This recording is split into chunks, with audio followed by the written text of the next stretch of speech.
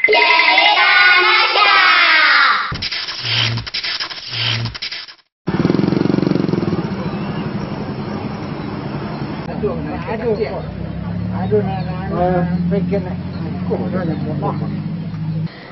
sekarang lagi di lokasi gempa Solo, guys.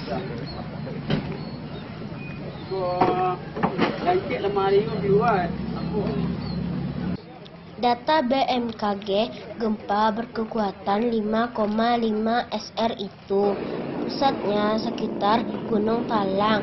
Hari ini Sabtu 21 Juli 2018.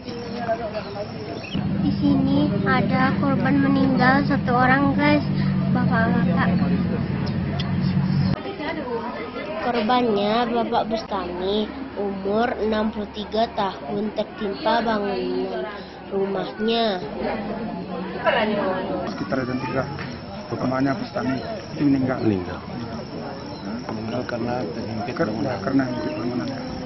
Rumah yang rusak ini, guys, berada di Jorong Lubuk Selasi, Nagari Batang Barus, Kecamatan Gunung Talang, Kabupaten Solo, Sumatera Barat. Nasya ikut berduka.